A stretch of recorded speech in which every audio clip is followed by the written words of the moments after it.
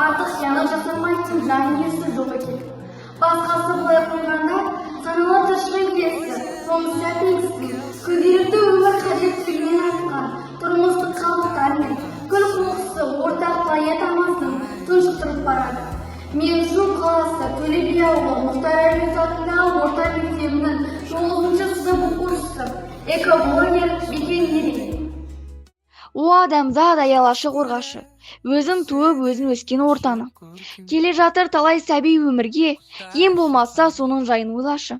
Мен қазақпын, жылқы мінез қайсарлы, жақсы жаман айыратым байсалды. Туған жерім табиғатым деп бүгін асаутайым бар әлемге жар салды. Ей ағасы, іні менен бауырлар, мен айтатын сөздеріме құлақ сал. Сізге осы өлкеміздің экологиясы қызықтырады ма?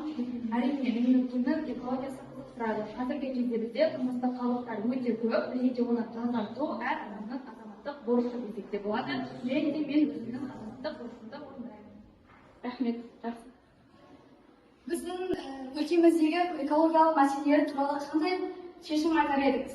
Мысалы, әр адам өзінің қоршаған ортасын тазалау керек және көптеген гүлдер мен ағаш отыру керек. Табиғи жағдайда қарапайым жылқысын өндіру жылдамдығы шамамен 2, ал металл консерві банкілері шамамен 90 жылда. Ал полиэтилен осындай пакеттері шамамен 200 жылдай сақталып тұрады. Ал күні банкілер шамамен 1000 жыл. Ал пластиктердің көпшілігі ешқашан бұзылмайды десек те болады. Қоқыстар жанған кезде атмосфераға өте көп улы заттар бөледі. Қоқыс алаңдары аумағынан жер асты суларына өтеді. Қалдықтарда дизентерия, хлорелла сияқты ауруларды тудыратын бактериялар ұзақ уақыт бойы сақталады.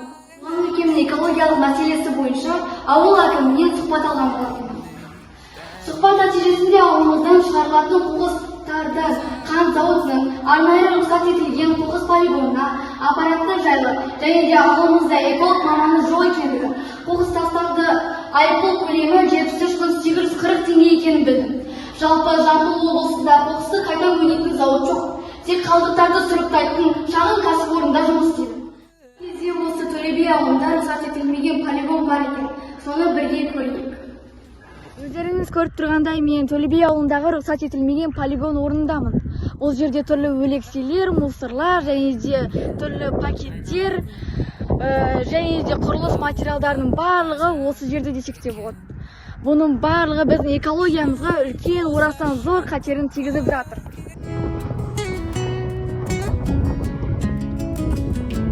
Дала жатыр қымбат сырғадай, аспан Қарымыз ол біздің үйіміз. Егер қазірден бастап дұрыс әрекет етсек, болашақ ұрпаққа таза әрі жасыл әлем қалдыра аламыз. Бұл видео ұнаса лайк басып, комментарий жазып, достарыңызбен бөлісіңіз. Табиғатты бірге қорғайық. айырылмай